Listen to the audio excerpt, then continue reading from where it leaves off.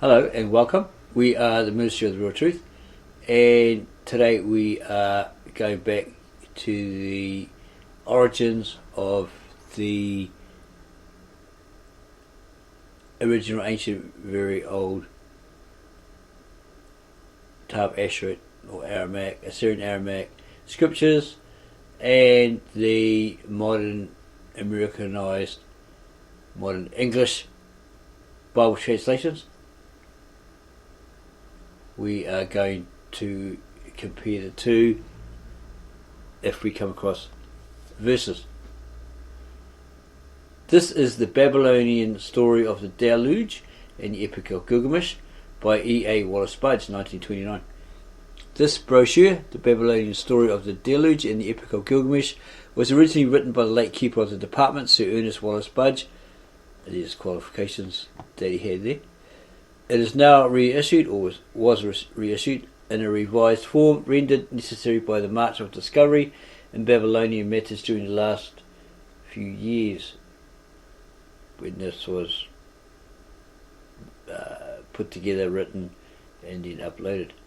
The works of revision has been carried out by Mr. C.J. Gadd, M.A., FSA, Assistant Keeper in the Department of Egyptian and Assyrian Antiquities, British Museum, 15 October 1929. The Babylonian story of the Deluge is told by Assyrian tablets, cuneiform tablets, from Nineveh. The discovery of the tablets at Nineveh by Layard, it's Henry Layard, Rassam, and assisted by George Smith in the translations of those many complete tablets and whole tablets, and also the broken shards of them.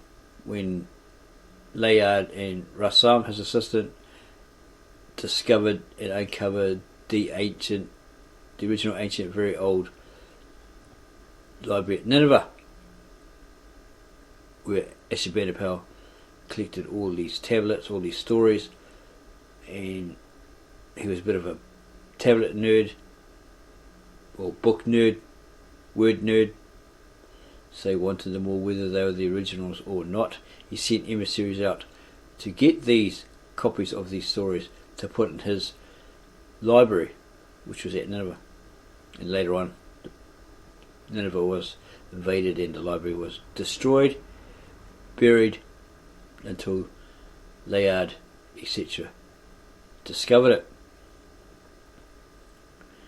In 1845 to 47, and again in 1849 to 51, Mr. later Sir A.H. Layard, Henry Layard, carried out a series of excavations among the ruins of the ancient city of Nineveh, that great city wherein are more than 16,000 persons that cannot discern between their right hand and their left hand, and also much cattle. And that's from the book of Jonah 4 verse 2. Its ruins lie on the left or east bank of the Tigris, exactly opposite the town of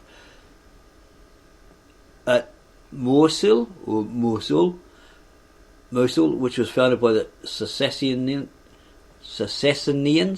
and marks the site of western Nineveh. At first, Layard thought that these ruins were not those of Nineveh, which he placed at Nimrod, about 20 miles downstream, but of one of the other cities that were builded by Ashur, A-S-S-H-U-R, not the son or descendant of Jacob, A-S-H-E-R, or Ashur. See Genesis 10, 11, 12. So we're going to have a look at the original ancient, very old Tab Ashur or Assyrian Aramaic manuscripts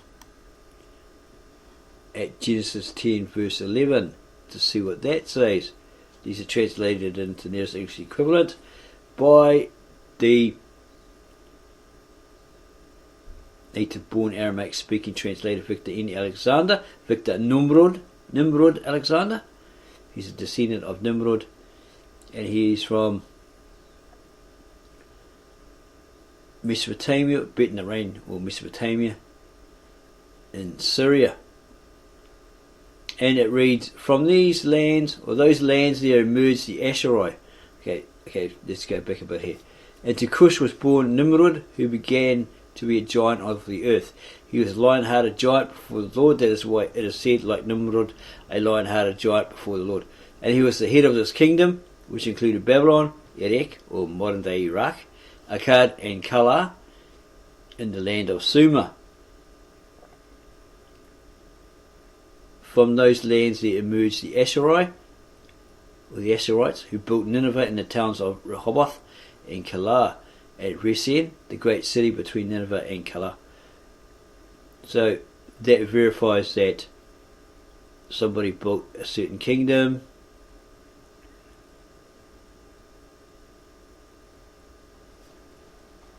We'll have a look at the modern version. Berean Standard Bible, Table of Nations, 1 Chronicles 1:4-27. This is the account of Noah's sons, etc., etc. Go down to 11. Verse 11. From that land he went forth into Assyria, where he built Nineveh. This is Nimrod going into Assyria, where he built Nineveh, Rehoboth, Calah, and Rassam, which is between Nineveh and the great city of Calah.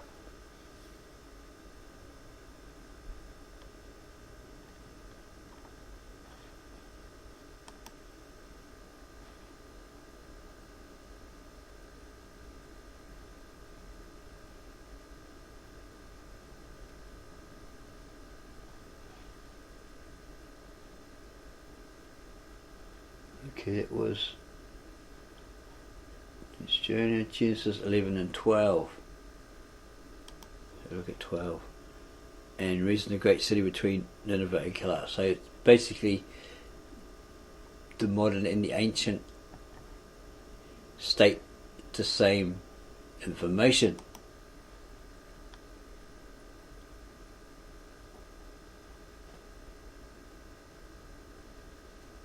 Thanks, however, to Christian, Roman and Mohammedan tradition, there is no room for doubt about it, and the site of Nineveh has always been known.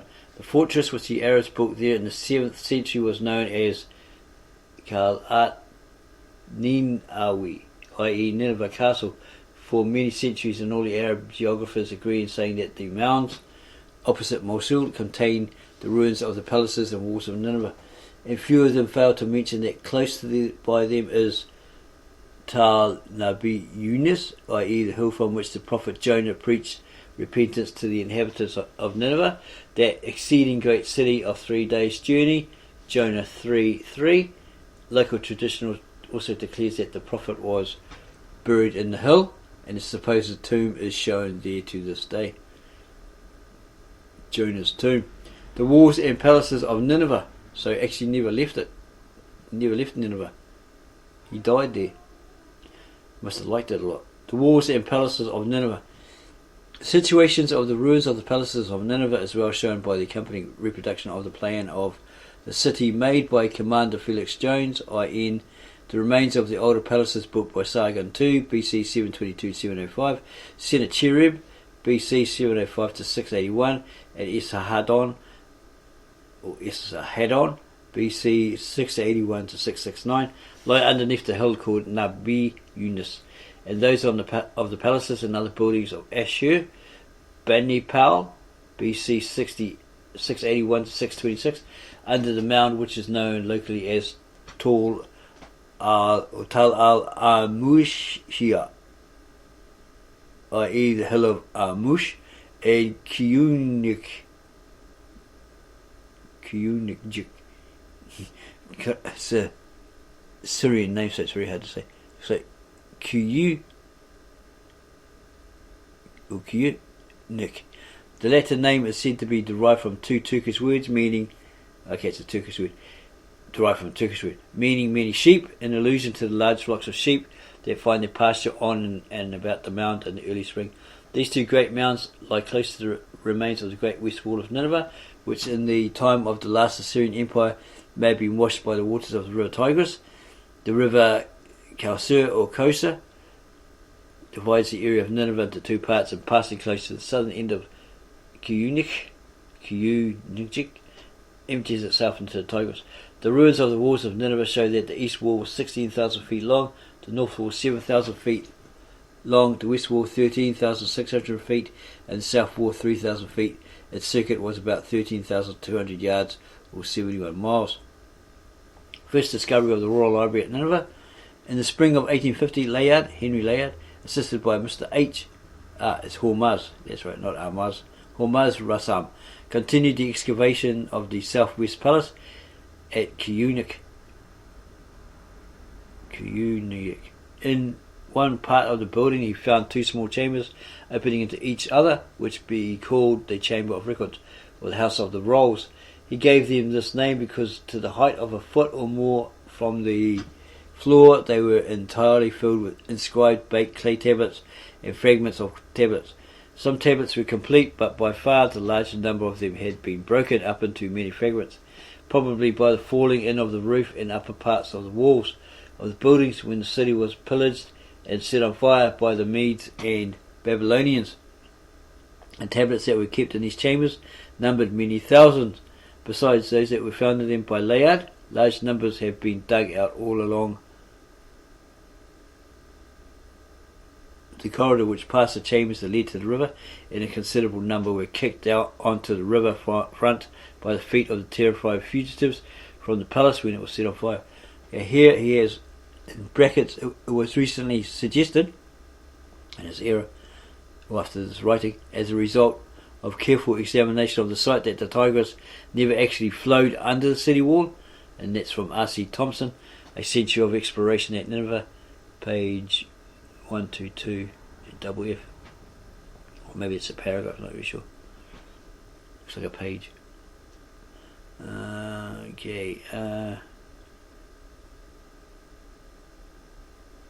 Tablets found by Layard were of different sizes. The largest were rectangular, flat on one side and convex on the other side. It measured about 9 inches by 6.5 inches, and the smallest were about an inch square.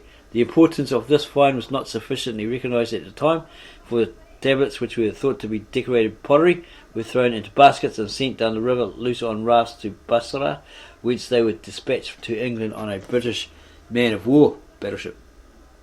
During their transport from Nineveh to England, they suffered more damage from want of packing than they had suffered from the wrath of the Medes. Maybe the people didn't put them in packs, right? Or, put them in something and kept them safe. They didn't really care, probably. Maybe not. Among the complete tablets that were found in the two chambers, several had colophons inscribed or scratched upon them, and when these were deciphered by Henry Rawlinson, Hinks Oppert a few years later, it became evident that they had formed part of the library of the temple of Nebo at Nineveh. Nebo and his library at Nineveh. Nothing is known of the early history of the library of the temple of Nebo at Nineveh, but there is little doubt that it was in existence in the reign of Sargon II. Authorities differ in the estimate of the attributes that were assigned to Nebo, or Nabu, at pre-Babylonian times, and cannot decide whether he was a water god or a fire god or a corn god, but he was undoubtedly associated with Marduk. What if that's the same as Mordak? M-O-R-D-A-C-H. Probably a later rendition of that word, either as a son or as a fellow god. It is certain that as early as BC 2000 he was regarded as one of the great gods of Babylonia, and in the 4th century BC his cult was already established in Assyria.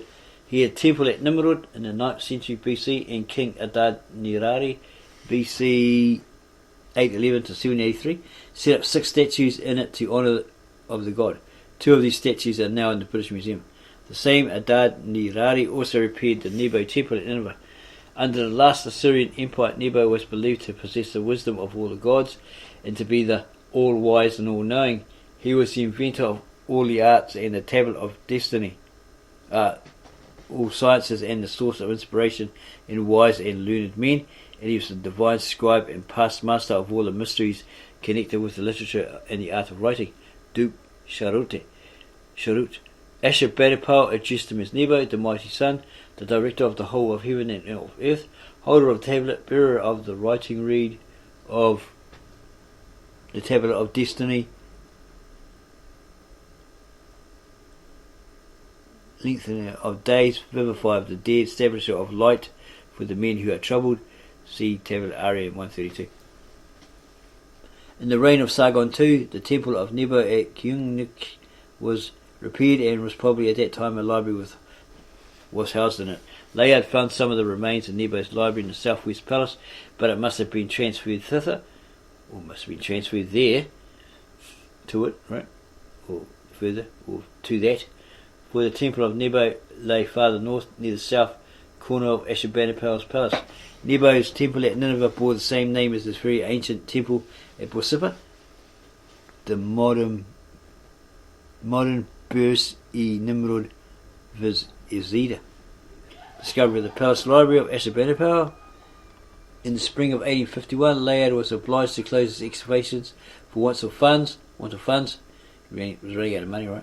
And he returned to England with Rassam, Rassam, his assistant, leaving all the northern half of the great mound of Kyunuk excavated. He resigned his position as Director of Excavations to the trustees of the British Museum, and Colonel, later Sir H.C. Rawlinson, Henry Rawlinson, Consul General at Baghdad, undertook to direct any further excavations that it might be possible to carry out later. During the summer, the trustees received a further grant from Parliament for excavations in Assyria, and they dispatched Rassam to finish the exploration of Kyunuk, knowing that the lease of the mound of Kyunuk for excavation purposes which he had obtained from its owner had several years to run. When Rassam arrived at Môsul in 1852 and was collecting his men for work, he discovered that Rawlinson, who knew nothing about the lease of the mound which Rassam held, had given the French consul in place permission to excavate the northern half of the mound, i.e. that part of it which he was most anxious to excavate for the British Museum. He protested, but in vain, and finding that in place intended to hold Rawlinson to his word, devoted himself to clearing out part of the southwest palace which Layard had attacked in 1850. Meanwhile, in place was busily occupied with the French excavations at Khorsabad, a mound which contained the ruins of the great palace of Sargon II, and had no time to open up excavations at Kyunuk. In this way a year passed, and as in place made no sign that he was going to excavate at Kyunuk, and Rassam's time for returning to England was drawing near, the owner of the mound, who was anxious to get the excavations finished so that he might again graze his flocks on the mound, urged Rassam to get to work in spite of Rawlinson's agreement with him in place. He and Rassam made arrangements to excavate the northern part of the mound clandestinely and by night, and on 20th December 1853 the work began. On the first night nothing of importance was found. On the second night the men uncovered a portion of a large bas-relief, and on the third night a huge mass of earth collapsed, revealing a very fine bas-relief sculptured with a scene representing Ashur-bani-pal standing in his chariot. The news of the discovery was quickly carried to all parts of the neighbourhood, and as it was impossible to keep the diggings secret any longer, the work was continued openly and by day. The last mentioned bas-relief was one of the series that lined the chamber, which was 50 feet long, 15 feet wide, and illustrated a royal lion hunt. This series, that is to say, all of it that the fire which destroyed the palace had spared, is now in the British Museum. See the gallery over the Assyrian saloon. Whilst the workmen were clearing up the chamber of the lion hunt, they came across several heaps of inscribed baked clay tablets of all shapes and sizes, which resembled in general appearances the tablet that Layard had found in the southwest palace the year before. There were no remains with them, or near them, that suggested they had been arranged systematically and stored in the chamber of the lion hunt, and it seems as if they had been brought there from another place and thrown down hastily, for nearly all of them were broken into small pieces. As some of them bore traces of having been exposed to great heat, they must have been in that chamber during the burning of the palace. When the tablets were brought to England and were examined by Henry Rawlinson, it was found from the information supplied by the colophons that they formed a part of the great private library of Ashur-bani-pal, which that king kept in his palace. The tablets found by Henry Layard in 1850 and by Rassam in 1853 formed a unique and magnificent collection of cuneiform tablets in the British Museum, which is now commonly known as the Kyunuk collection. The approximate number of the inscribed baked clay tablets and fragments that have come from Kyunuk are now in the British Museum in British Museum is 25,073. It is impossible to overestimate the importance and value from religious, historical and literary points of view. Besides this, they have supplied the material for the decipherment of cuneiform inscriptions in the Assyrian, Babylonian and Sumerian languages, and formed the foundation of the science of Assyriology, which has been built up with such conspicuous success during the last 70 years. Ashur-bani-pal, book collector and patron of learning. See, we told you he was a bookworm. He was a tablet worm, scroll worm. Ashur-bani-pal, the Asnapper of Ezra 4:10, succeeded his father Esarhaddon B.C. 669, and at a comparatively early period of his reign he seems to have devoted himself to the study of the history of his country and to the making of a great private library. The tablets that have come down to us prove not only that he was as great a benefactor of the library of the Temple of Nineveh as any of his predecessors, but that he was himself an educated man, a lover of learning, and a patron of the literary folk of his day. In the introduction to his annals, as found inscribed on his great 10-sided prism in the British Museum, he tells us how he took up his abode in the Crown Prince's dwelling, from which Sennacherib at Esarhaddon had ruled the Assyrian Empire. And in describing his own education, he says, I, Ashur-bani-pal, within it, i.e. the palace, understood the wisdom of Nebo, all the art of writing of every craftsman of every kind.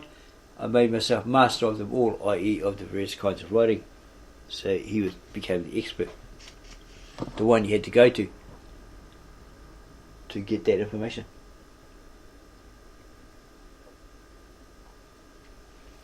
These words suggest that Ashur-bani-pal could not only read cuneiform text, but could write like a skilled scribe, and that he also understood all the details connected with the craft of making and baking tablets. Having determined to form a library in his palace, he set to work in a systematic manner to collect literary works. He sent scribes, or emissaries, to ancient seats of learning, for example Ashur, Babylon, Kutha, Nippur, Akkad, Erech, or modern day Iraq, to make copies of the ancient works that were preserved there. And when the copies came to Nineveh, he either made transcripts of them himself or caused the scribes to do so for the palace library. In any case, he collated the texts himself and revised them before placing them in his library. The appearance of the tablets from his library suggests that he established a factory in which the clay was cleaned and kneaded and made into homogeneous, well-shaped tablets, and a kiln in which they were baked after they had been inscribed. The uniformity of the script upon them is very remarkable, and texts with mistakes in them are rarely found. How the tablets were arranged in the library is not known, but certain groups were catalogued and some tablets were labelled. Groups of tablets were arranged in numbered series with catch lines, the first tablet of a series giving the first line of the second tablet, the second tablet giving the first line of the third tablet, and so on. So it basically continued on from where the last one left off.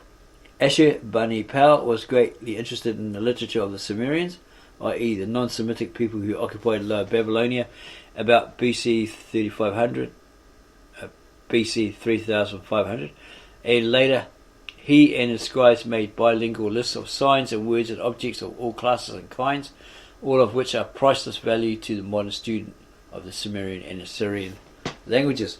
And next is an extract from the list of signs with Sumerian and Assyrian values, the signs of which the meanings are given are in the middle column, etc., etc. And of such bilingual documents, the following extract from a text relating to the 7 evil spirits will serve as a specimen, etc., etc. Most of the tablets from Cuneic end with colophons, which can be divided broadly into 2 classes. One of these is a short note, frequently impressed by a stamp, which reads simply Palace of Ashur-bani-pal, King of all, King of Assyria. See the tablet in this book, illustrated on page 22. The longer forms of colophons were added by the scribes who had written translations to be added in Assyrian, and of such bilingual documents, the following extract from a text relating to the 7 evils, we'll just read that, so forth. And here we go. Here's page 20. Palace of Ashur-bani-pal, king of the country of Assyria, who trusteth in the god Ashur and the goddess Nineveh, on whom the god Nabu and the goddess Tashmetu have bestowed all hearing ears, and who has eyes that are clear-sighted. The finest results of the art of writing, and goes on and on.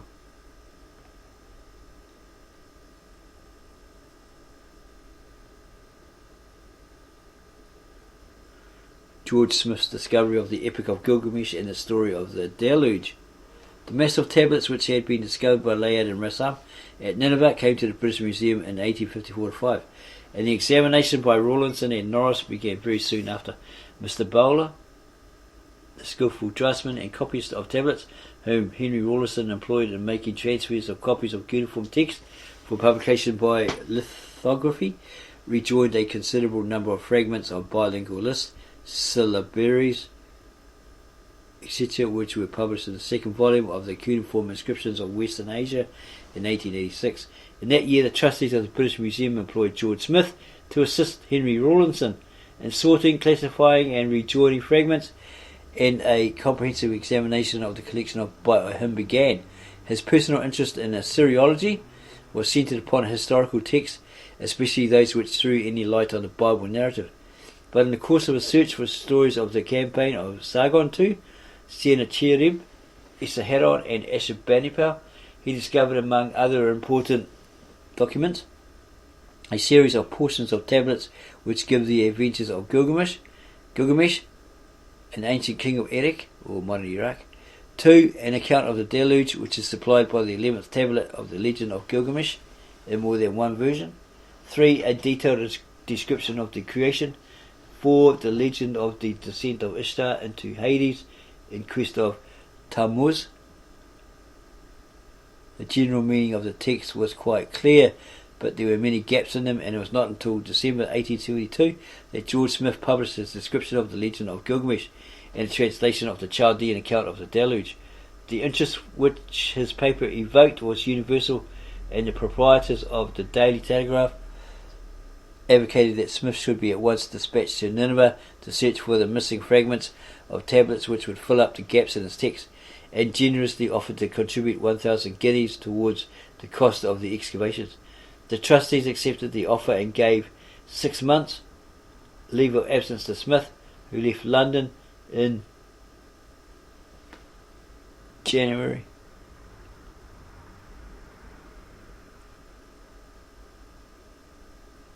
And arrived in Môsul in March 1873. In the following May, he recovered from Kuyunik a fragment that contained the greater portion of 17 lines of inscription belonging to the first column of the Chaldean account of the Deluge, and fitting into the only place where there was a serious blank in the story.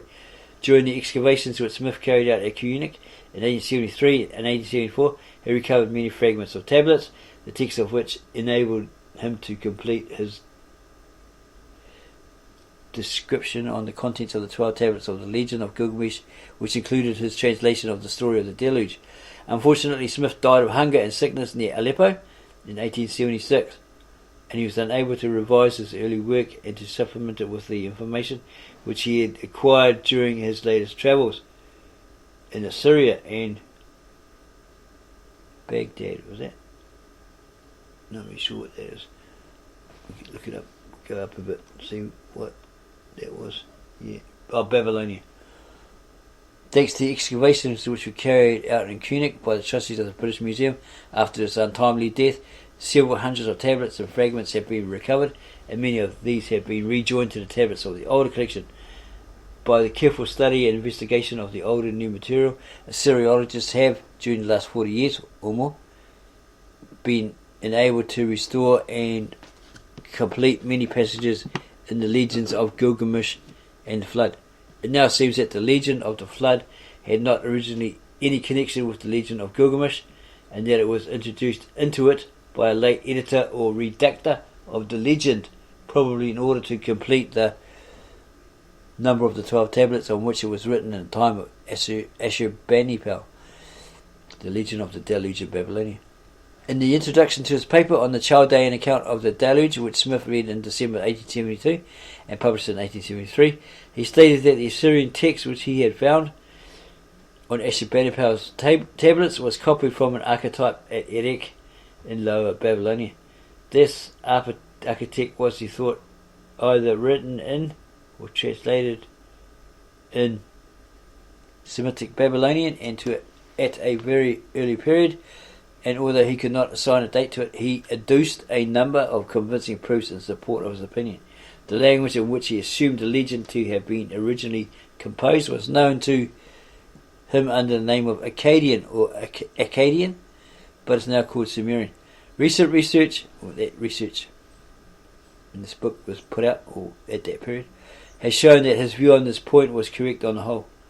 But there is satisfactory proof available to show that versions or recensions of the legend of the Deluge and the Epic of Gilgamesh existed both in Sumerian and Babylonian as early as BC 2000. The discovery was made of a fragment of a tablet with a small portion of the Babylonian version of the legend of the Deluge inscribed upon it and dated in a year which is the equivalent of the 11th year of At-Mawsil, i.e. about BC 1800. And in the museum at Philadelphia is preserved half of a tablet which, when whole, contained a complete copy of a Sumerian version of the legend and must have been written about the same date. The fragment of the tablet written in the reign of At-Mawsil is of special importance because the colophon shows that the tablet to which it belonged was the second of a series, and that this series was not that of the Epic of Gilgamesh. And from this we learn that in BC 2000 the legend of the Deluge did not form the 11th tablet of the Epic of Gilgamesh as it did in the reign of Ashur-bani-pal or earlier. The Sumerian version is equally important, though from another point of view, for the contents and position of the portion of it that remains on the half of the tablet mentioned make it certain that already at this early period there were several versions of the legend of the Deluge current in the Sumerian language. The fact is that the legend of the Deluge was then already so old in Mesopotamia that the scribes added to or abbreviated the text at will and treated the incidents recorded in it according to unparalleled magnitude, the knowledge of which, through tradition, was common to both peoples. It is, at all events, well known that the Sumerians regarded the Deluge as an historic event, which they were practically able to date, for some of their records contain lists of kings who reigned before the Deluge, though it must be confessed that the length assigned to their reigns are incredible. After their rule, it is expressly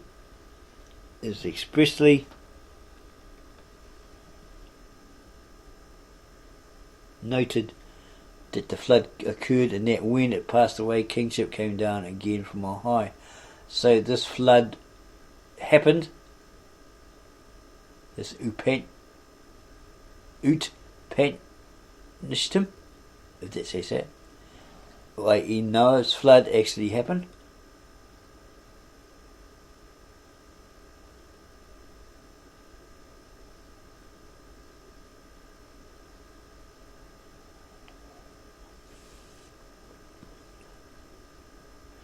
It is not too much to assume that the original event commemorated in the legend of the Deluge, or the flood, was a serious and prolonged inundation or flood in Lower Babylonia, which was accompanied by great loss of life and destruction of property. Babylonian versions state that this inundation or flood was caused by rain, but passages in some of them suggest that the effects of the rainstorm were intensified by other physical happenings connected with the earth of a most destructive character. The Hebrews also, as we may see from the Bible, had alternative views, they had different views, as to the cause of the deluge. According to one, rain fell upon the earth for 40 days and 40 nights, Genesis 7:12.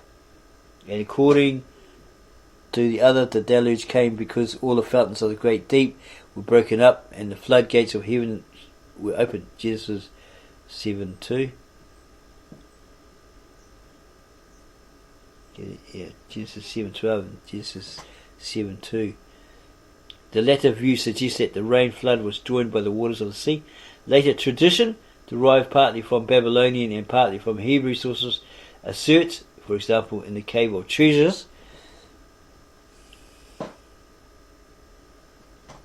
a Syriac treatise composed probably at Edessa about the 5th or 6th century AD, and it's mentioned in the Lost Book of Adam and Eve, 1 or 2, that when Noah had entered the ark and the door was shut, the floodgates of the heavens were opened, it and the foundations of the earth were rent asunder, and that the ocean, that great sea which surroundeth the whole world, poured forth its floods. And whilst the floodgates of heaven were opened and the foundations of the earth were rent asunder, the storehouses of the winds burst their bolts, and storms and whirlwinds swept forth, and ocean roared and hurled its floods upon the earth. The ark was steered over the waters by an angel who acted as pilot, and when it had come to rest on the mountain of Kardun, Ararat, God commanded the waters, and they became separated from each other. The celestial waters were taken up and ascended to their own place above the heavens whence they came. Because remember in the book of Genesis, water is separated from the water. The water below is separated from the water above. Right? In the clouds, etc., etc. The waters below were the sea, or the waters, right? The deep. The waters which had risen up from the earth returned to the lowermost abyss, and those which belonged to the ocean returned to the innermost part thereof. Many authorities, seeking to find a foundation of fact for the legend of the deluge in Mesopotamia, have assumed that the rain flood was accompanied either by an earthquake or a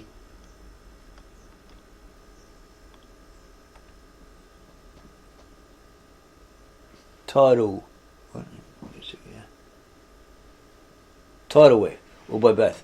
There is no doubt that the cities of Lower Babylonia were nearer the sea in the Sumerian period than they are at present, and it is a generally accepted view that the head of the Persian Gulf lay farther to the north, and at that time, a cyclone coupled with a tidal wave is a sufficient base for any of the forms of the legend now known.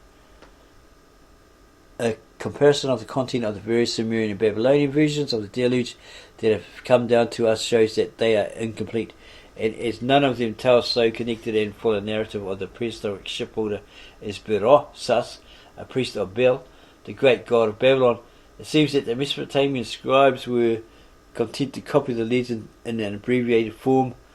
Berossus, it is true, is not a very ancient authority, for he was not born until the reign of Alexander the Great, but he was a learned man, and was well acquainted with the Babylonian language and with the ancient literature of his country, and he wrote a history of Babylonia, some fragments of which have been preserved to us in the works of Alexander Polyhistor, Eusebius, who they say is full of it. He's an exaggerator, a liar. Many say that that's what he was. They discovered that's what he was. Exaggerated all this sort of stuff. Told a lot of fibs. And others. The following is a version of the fragment which describes the flood that took place in the days of Xisuthras, the 10th king of the Chaldeans, and is of importance for comparison with the rendering of the legend of the deluge as found on the Ninevite tablets, which follows immediately after. The legends of the deluge according to Berossus. The legend of the deluge according to Berossus. After the death of Ardates, his son Xisuthras reigned 18 Sari, maybe that's 18 years or months or years, something like that. In his time happened a great deluge, the history of which is thus described. A deity, Cronus, appeared to him in a vision and warned him that upon the 15th day of the month, what's that in the Hebrew? Is that? Oh no, okay, didn't know. We'll recheck that. The legend of the deluge according to Berossus. After the death of Ardates, his son Xisuthras reigned 18 Sari, was that months or years? In his time happened a great deluge. the history of which is thus described. The deity, Cronus, appeared to him in a vision and warned him that upon the 15th day of the month, Dionysius, there would be a flood. By which mankind would be destroyed. He therefore enjoined him to write a history of the beginning, procedure, and conclusion of all things, and to bury it in the city of the sun at Sparta, and to build a vessel and take with him into it his friends and relations, and to convey on board everything necessary to sustain life, together with all the different animals, both birds and quadrupeds, and trust himself fearlessly to the deep. Having asked the deity whether he was to sail, or where was he supposed to sail to, he was answered, to the gods, upon which he offered up a prayer for the good of mankind. He then obeyed the divine admonition and built a vessel, 5 stadia in length and 2 in breadth. Into this he put everything which he had prepared, and last of all conveyed into it his wife, his children, and his friends. After the flood had been upon the earth and was in time abated, Esarhaddon sent out birds from the vessel, which, not finding any food nor any place whereupon they might rest their feet, returned to him again. And it's basically the Noah story.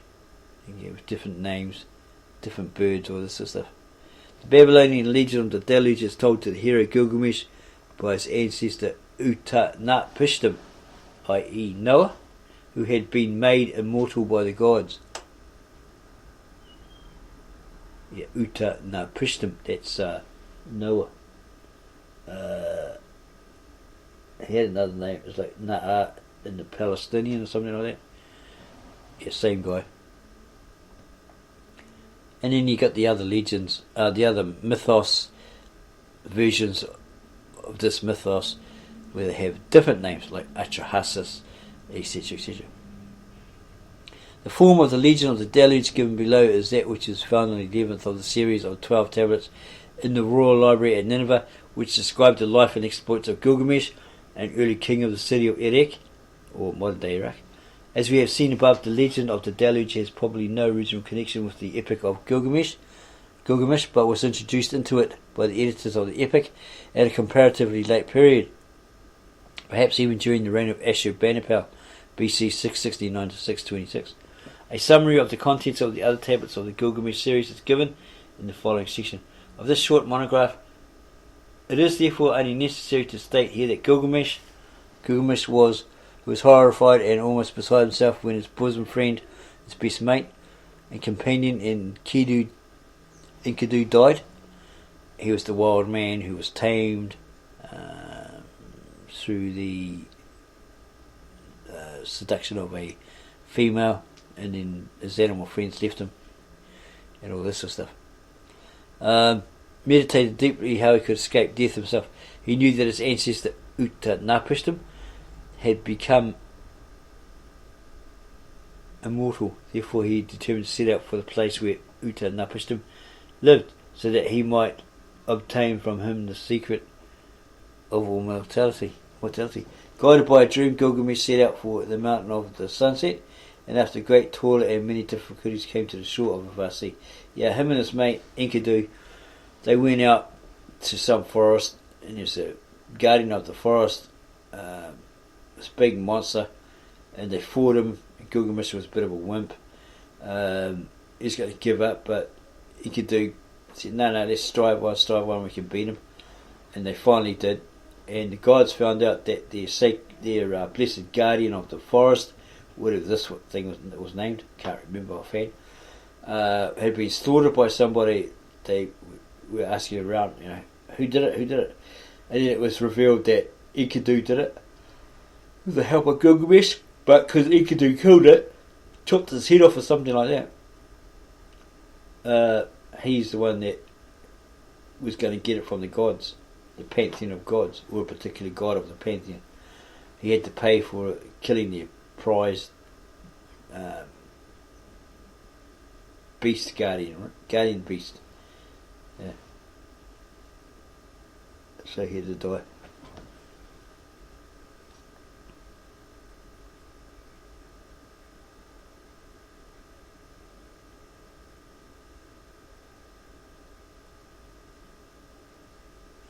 He was beside himself when his friend died. Enkidu meditated deeply how he could escape death himself. He knew that his ancestor Uta-Napishtim had become immortal. Therefore, he determined to set up for the place where Uta-Napishtim lived, so that he might obtain from him the secret of immortality. Guided by a dream, Gilgamesh set out for the mountain of the sunset, and after great toil and many difficulties came to the shore of Vasi. Here he met Shanabi, the boatman of Uta-Napishtim, who was persuaded to carry him in his boat over the waters of death, and at length he landed on the shore at the country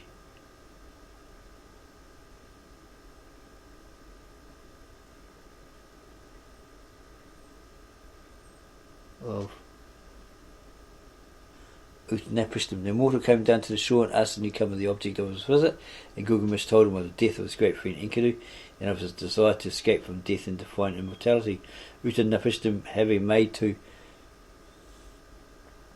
Jani some remarks which seemed to indicate that in his opinion death was inevitable,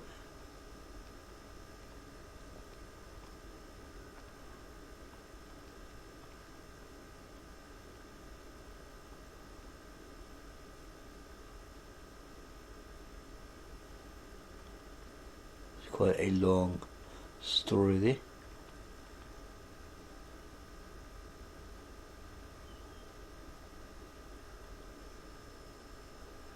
And it continues.